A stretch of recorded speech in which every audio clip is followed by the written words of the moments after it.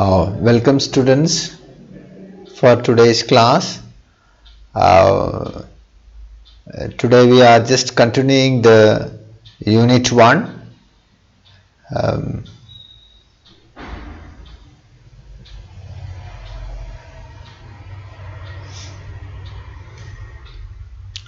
In which last class we have seen some of the regarding the authentication, cultivation we have discussed. This is continuity to our herbal drug technology, in which we want to discuss today about what is biodynamic agriculture, good agriculture process, cultivation of medicinal plants, including organic farming, pest and pest management in medicinal plants, and about biopesticides, what all the biopesticides in India, whichever been registered and whichever in the market, and how it is advantage and disadvantage. These all things we are just discussing today. And see here, first we will discuss about the good agriculture practice of medicinal plants. Any agrochemicals used to promote the growth of or to protect medicinal plants should be kept to a minimum and applied only when no alternative measures are available. So when you are using some agrochemicals, it should be very cautiously we have to use that is what good agriculture practice for medicinal plants, which we want to go for in practice. So integrated pest control should be followed where appropriate is needed. Actually, what do you mean by integrated pest management? Integrated pest management.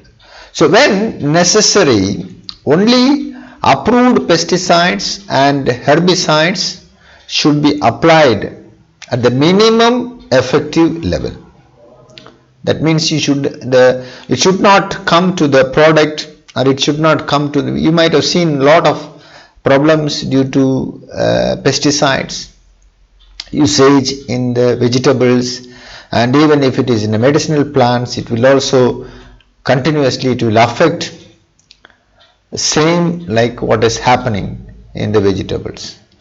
So minimum effective level in accordance with the labeling and or package insert instruction of the individual products and the regular requirements that apply for the grower and the end user countries. Only qualified staff using approved equipments should carry out pesticide and herbicide application. All applications should be documented. Whatever they are using pesticides for their cultivation purpose, it should be recorded and documented.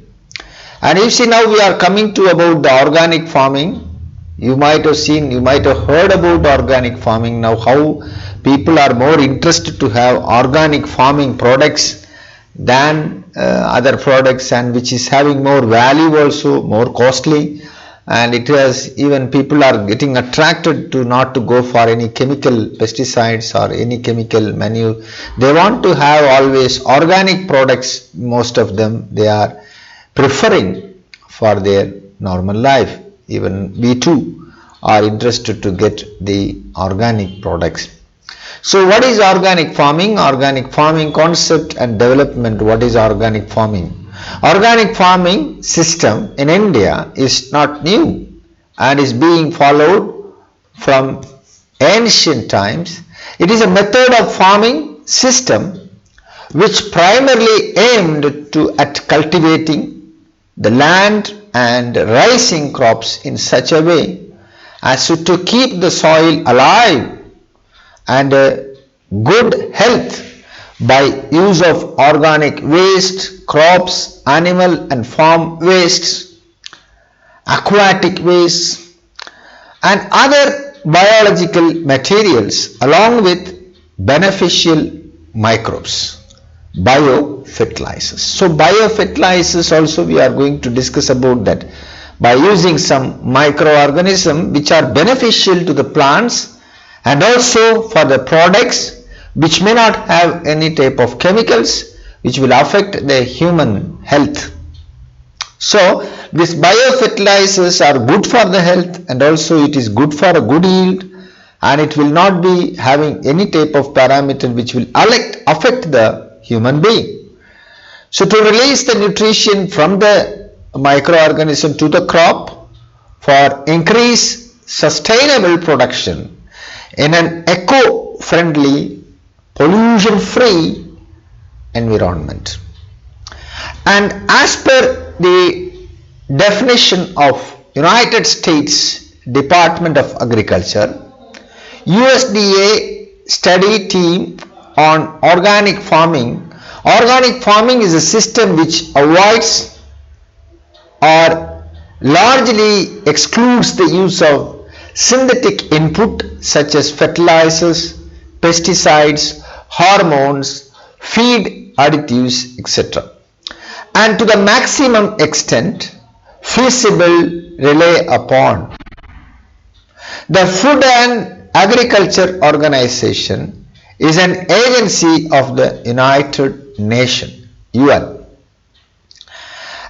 The biological system of nutrient mobilization of the plant protection, that is what we want to see, what is the feasible rely upon, what all the things I did not say. Directly I went for that nutrient mobilization of the plant protection. You should see crop rotation can be done, crop residues, animal manures can be used as a it can be used for a nutrient, and off farm organic waste can also be used as a manure, and mineral grade rock additives. These all are some of the organic natural nutrients which can be supplied for the plant in organic farming.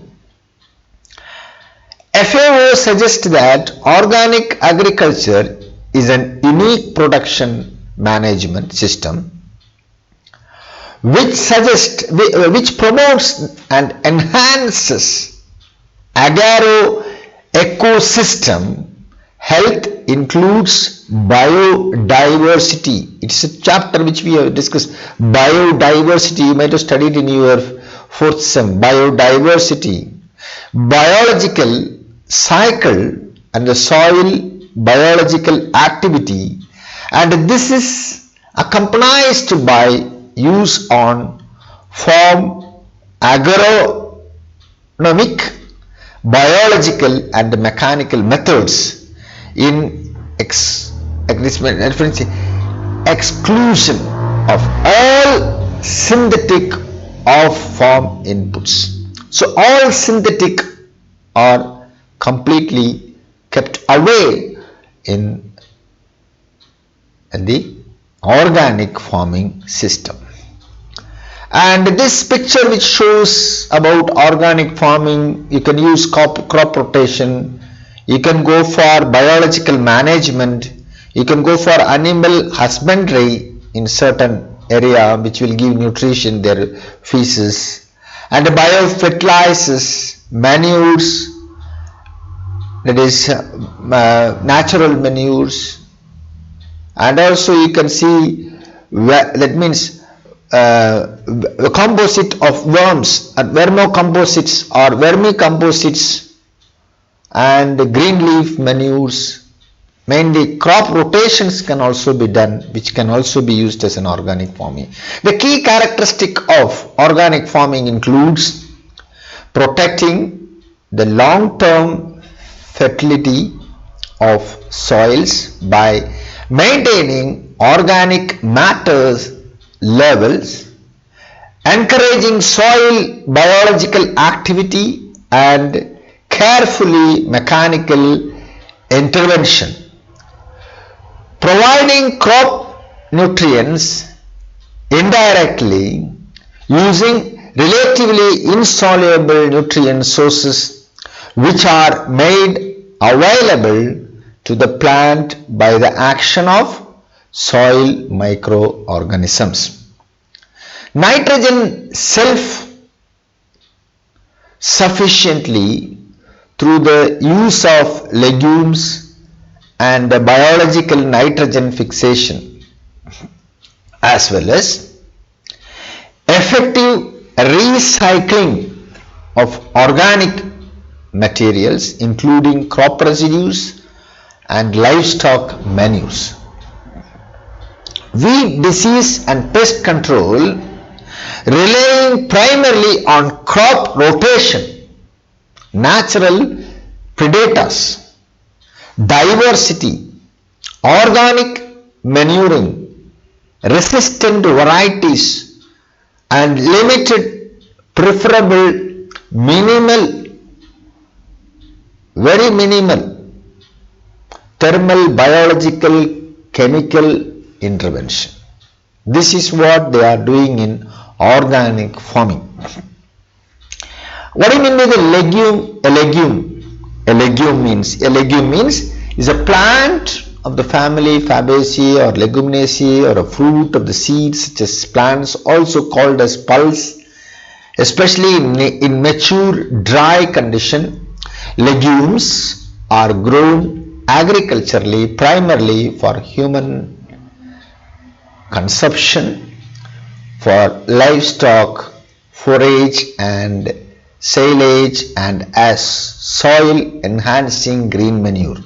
Well-known legumes include alfalfa, clover, beans, peas, chickpeas, lentils, lupins, mesquite, carob, soybean, peanuts and tamarind.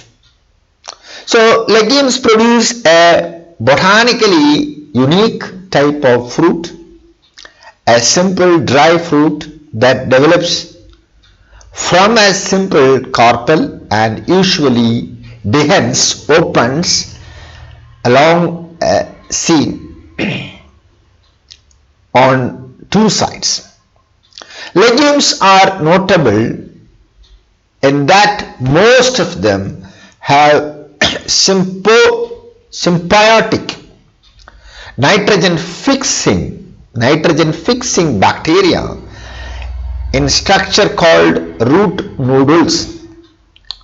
For that reason, they plays a key role in crop rotation. So once the plant which you want to cultivate, and sometimes you can go for next season, soybeans, peanut or chickpeas or lentils, these all things rotation will give you a very good organic cultivation. So now we are coming to what are biopesticides. Even you have to go for many reference. Sometimes if they ask some questions about organic farming, organic cultivation, organic production, you have to write little more. I have just given small definition, small introduction or small things which can be followed for organic farming, but you can just add many more things if suppose they have asked some explain as an essay question or a vast question. If they have asked, you have to able to write, you have to have some reference and you have to give some examples and you have to write. What are biopesticides? Biopesticides are certain type of pesticides derived from such natural materials as animals, plants, bacteria and certain minerals. For example, canola oil and baking soda have pesticidal application and are considered biopesticides.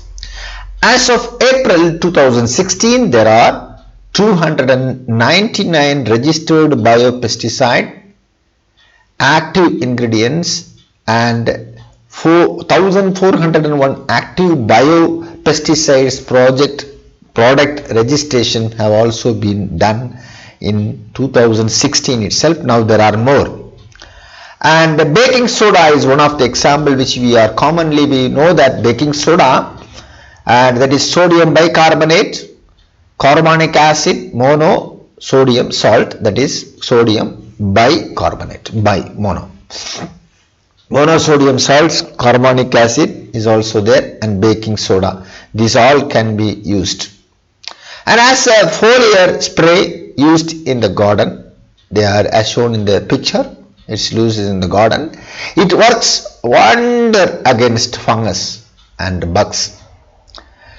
And baking soda can be used solo, alone, and 3 teaspoons full of baking soda in a gallon of warm water applied weekly will eradicate powdery, mildew, and helps control rust and black spots in the plants, the fruits, in the leafy plants. Potassium bicarbonate and sodium bicarbonate can also be they are one of the sodium bicarbonate, just now we have seen potassium bicarbonate and sodium bicarbonate. They are bicarbonates, are naturally occurring compounds. Only the salt one is potassium, another is sodium. Are not, for example, they are not expected to have adverse effects on humans or environment when used as a fungicide. So it's also can be used in organic farming. And canola oil is a vegetable oil derived from the variety of rapeseed that is low in erucic acid as opposed to colza oil. There are both edible and industrial forms produced from the seed of any of several cultivars of the plant family Brassicaceae, namely cultivars of Brassica napus Linn and Brassica rapa subspecies. Canola is safe for most plants and won't harm human or pets. The effect of canola oil differs depending on the pest. For example, canola oil may poison some bugs or blocks insects, air holes, and causes suffocation.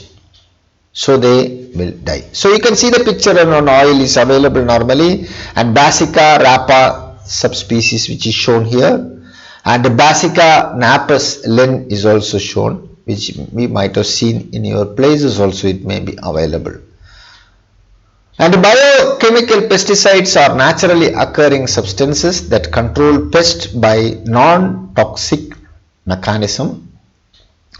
Biochemical pesticides include substances that interferes with mating, that means production of sexual such as insect sex pheromones in their activities in the hormonal needed may be affected by our biochemical pesticides, as well as various scented plants extracts that attracts insect pests to traps. They can be trapped by means of their flavor. Their attractiveness is also possible. So biochemicals, bio plant extracts like neem extracts, neem oil, these all are very good biopesticides. And microbial pesticides consist of a microorganism, example bacterium, fungus, virus, protozoan as the active ingredient. Microbial pesticides can control many different kinds of pests, although each separate active ingredients is relatively specific for its target pest or pests. For example, there are fungi that control certain weeds and other fungi that kill specific insects. The most widely used microbial pesticides are subspecies and strains of Bacillus thuringiensis, or it can be called as Bacillus bt, Bacillus thuringiensis, or thuringiensis, you can say thuringiensis.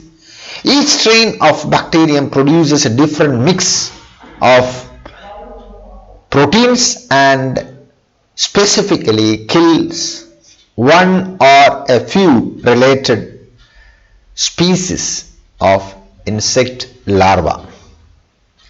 So now we want to know about this just one word which came in the last slide, that is pheromones of insects. Pheromones of insects are the chemical produced by the messenger which affect the sexual behavior of the insects, of the individual insects will be affected by the biopesticides which we are using. Extracts of the plants may affect, there are sometimes the bacteria can affect there, and so that the pest will die, or pest will be destroyed, pest production will be destroyed, the static reproduction will be stopped by this biopesticides of bacteria. So what do you mean by PIP? This is the plant incorporated protectants. Plant incorporated protectants are pesticidal substances that plant produced from genetic material that are being added to the plant.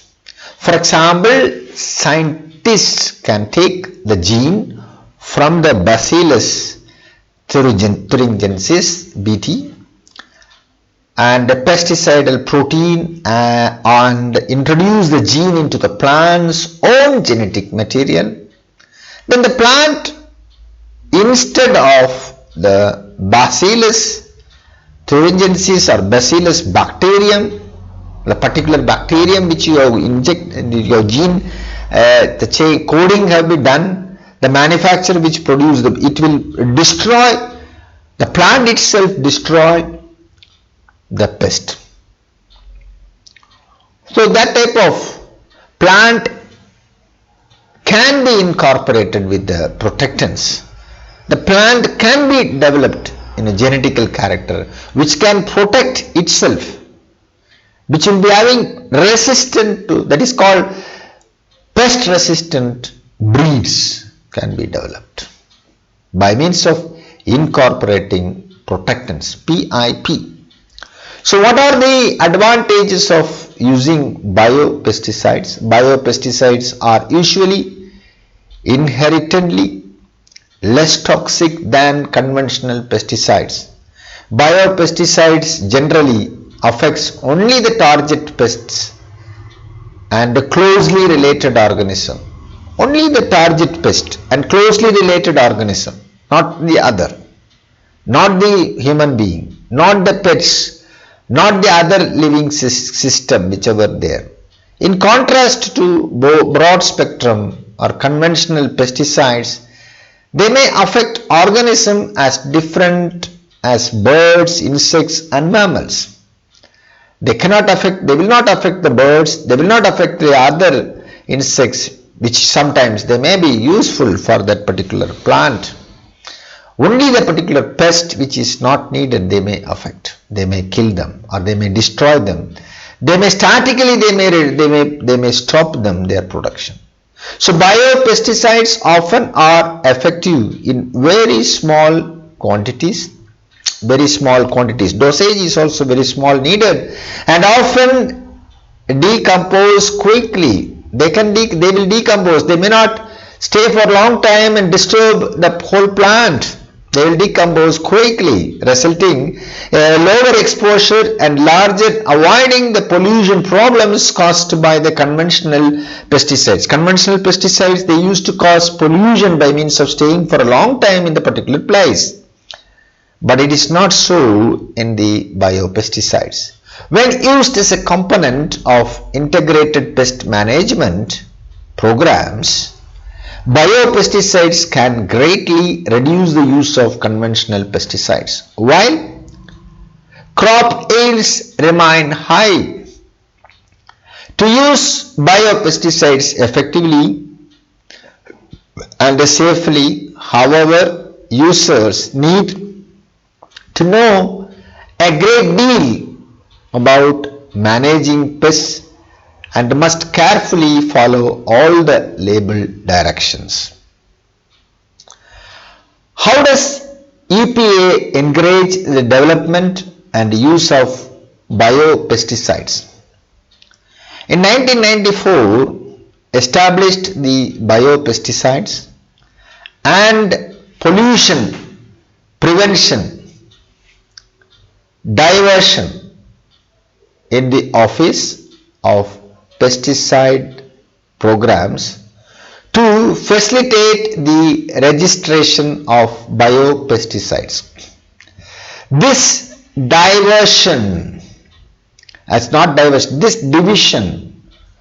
division, establishment of biopesticides and pollution prevention division of in the Office of Pesticide Program promotes the use of safe pesticides including biopesticides as components of integrated pest management programs.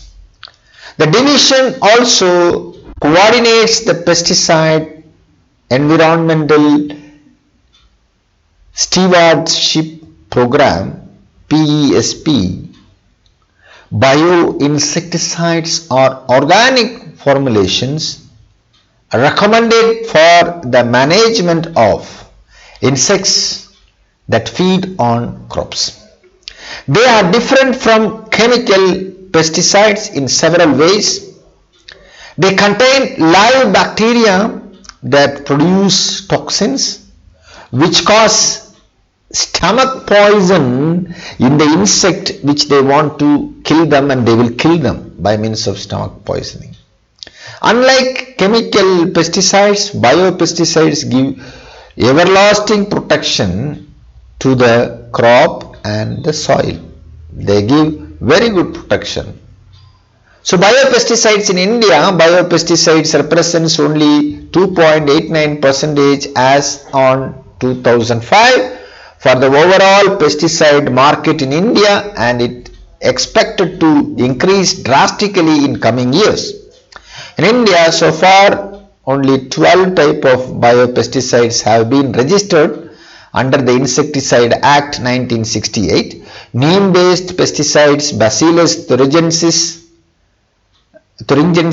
NPV, and that means nuclear polyhedrosis virus, and Trichoderma, and the major biopesticides produced and used in India. Whereas more than 190 synthetics are registered as used as a chemical pesticide, most of the biopesticides find use in public health, except a few that are used in agriculture. Besides, one transgenic plant and two beneficial organisms called bioagents are used for pest management in India. Pesticides registered in an Insecticide Act 1968. The name of the pesticides I have listed below.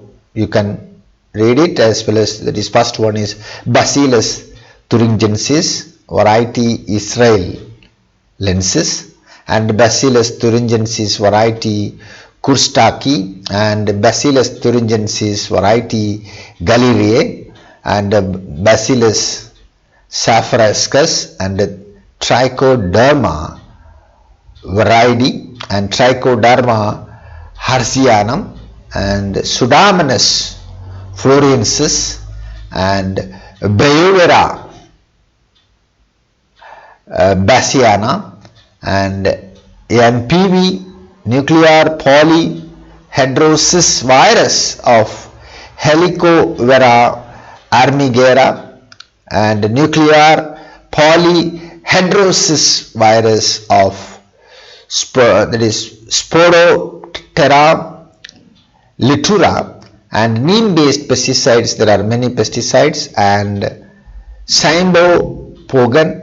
These all are some of the, and Bacillus thuringiensis, just a picture I have shown, it is a which we are discussing all the bacteria which is very commonly used as a biopesticides, bacterial biopesticides. These are some of the products, pictures which we already discussed, already shown in the class, and already I have given you the notes. So you have to see this Bacillus thuringiensis variety of Israelitis and Bacillus thuringiensis varieties. Different varieties are available, and you can see Lysine basilicus, saffricus, reclassified, previously known as Bacillus saffricus, in a gram-positive mesophilic rod-shaped bacteria, which picture you can see rod-shaped bacterium commonly found on soil. It can found resistant endospores that are tolerant to high temperature, chemicals and ultraviolet light, and can remain viable for long period of time. So Bacillus saffricus produces an inclusion body which is toxic to the variety of mosquito larvae even. And you can see Trichoderma variety is a fungus and biofungicidal. It is used for seed and soil treatment for suppression of various disease caused by fungal pathogens. You can see the products and the pictures which I have shown in the slide. And Trichoderma harzianum is a fungus that is also used as a fungicide. It is used for foliar application, seed treatment and soil treatment for suppression of various disease causing fungal pathogens. Pseudomonas fluorescensis is an aerobic gram-negative ubiquitous organism present in agricultural soil and well adapted to grow in the rhizosphere. This rhizobacterium possesses many traits to act as a biocontrol agent and to promote the plant growth ability. It grows rapidly in vitro and can be mass produced. It produces rapidly and it can be produced, a mass production can be done. As shown in the picture, the product is available. And you can see Beauveria bassiana is an entomopathogenic fungi that causes white muscardine disease in a range of insects including whiteflies, aphids, thrips, grasshoppers and certain types of beetles. This some pictures, you can see some grasshoppers which I want to show you, and that is what nuclear, that means polyhedrosis virus is a host specific for the Spodoptera and Litura, and Helicoverpa armigera, and NVP also belongs to the group of insect disease called as baculoviruses, which infect and kill the larva of the moths. Larva, which I just larva to show you, that in the larva stage itself it will kill the sawflies, and wasps also. Larva stage, the wasps can be killed by means of this NPV. And this is the tips and whiteflies and beetles and grasshoppers and aphids pictures which I am showing. Just you watch the pictures which are there in the slides. Whiteflies, which we might have come across all these flies, and NPV of Spodoptera litura is also a virus, is a host specific for the Spodoptera litura and Helicoptera armigera, and NPV is in stomach poisoning, as we have discussed before, is effective when it is ingested in the larva itself. And neem based pesticides, as we have shown in the picture, there are many are available, and the source for India, it is very common in everywhere we have the source, and we have plenty of neem which can be used for various purposes, especially for various cosmetic purposes and various treatments. It has an antibacterial effect, antiviral effect, many effects are there. And neem oil is a naturally occurring pesticide found in seeds from the neem tree. It is yellow to brown, has a bitter taste and garlic sulfur smell. It has been used for hundreds of years to control pests and diseases. And when you come to this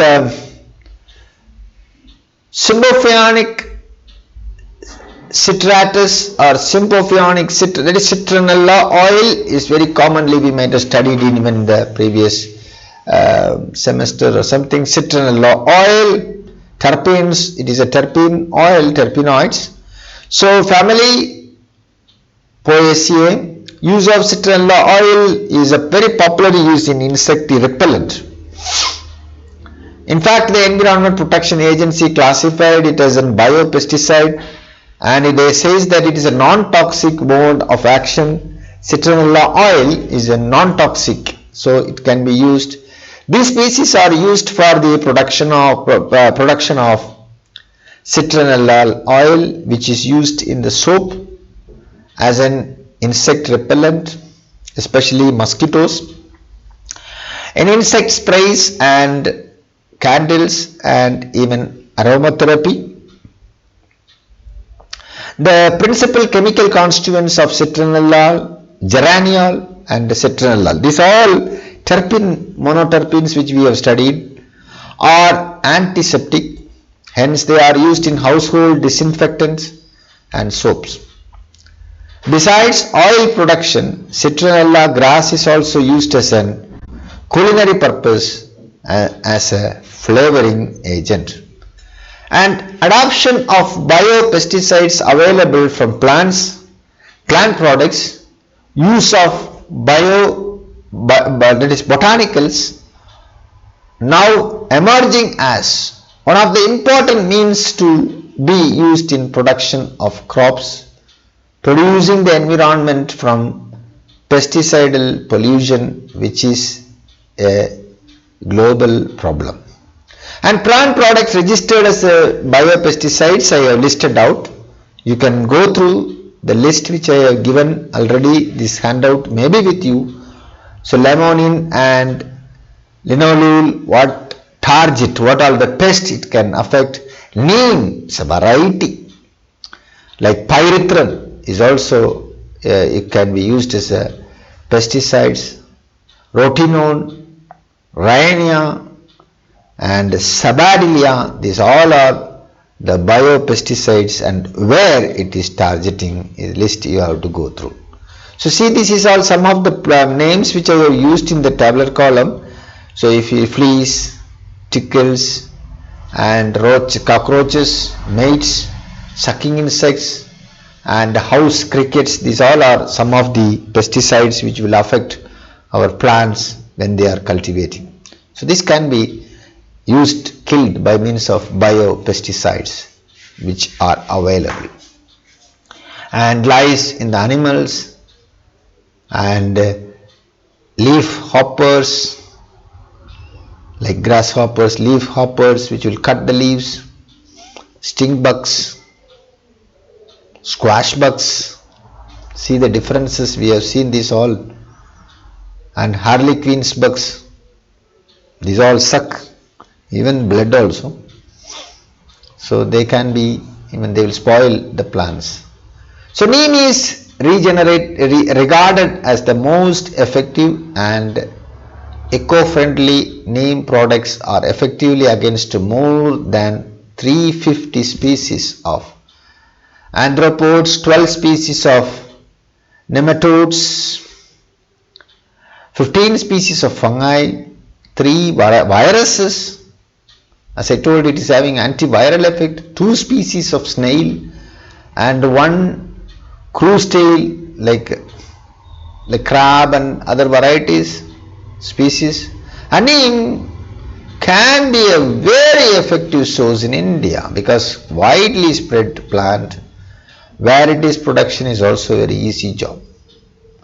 And Varaksya Ayurveda is also, they have a traditional Indian knowledge of plants, sowing techniques in Ayurveda, plants propagation technique including pest and disease management, preventing and promoting care to build up disease resistance and to cultivate healthy plants, their concept by using the natural sources. Extracts of the plants like neem, garlic, onion, Persian, lilac, turmeric, ginger, tobacco, papaya, leucas, pongan, tulsi, aloe, custard apple, vitex, sweet flag, poison nut, that means about this nutmeg, calotropis, etc. And their effects are curing the plant diseases, have been treated by Center of India Knowledge System 30, Gandhi Mandapam Road, Kotupuram, Chennai. They are having an office which can be also been tested various plants for their biopesticide effect. So these are some of the plants which we have discussed, what are the plants which they are using in Ayurveda. Pogam, this we have seen, this is available here also. Vitex, calotropis, leucas, poison nuts, sweet flag, Persian, lilac. So this is also, I have listed out some effects of the plants extract, how they are used for plant extract in the preparation of biopesticides. So just how they are using in the Ayurveda and what is its effect against which plant and which part of the plant and what is the pesticide have been affected by means of this plant extract. So these details also you have to go through sometimes if they ask about natural pesticides which are given by Ayurveda and our Indian system of medicine, you have to mention this. And these are also some of the insects which is mentioned in the tablet column which may be new. So you want to know about fruit boring, how it is putting a bore in the fruits like tomato and lady's finger, and the leaf cutters and stem borers are also there which we have to know about. They will put holes in the stem and they will spoil the complete plant. So this can be avoided by means of using natural pesticides. So anyhow, we have discussed about these pesticides and all these things today's class. Thank you for listening. Continue in the next class. Thank you.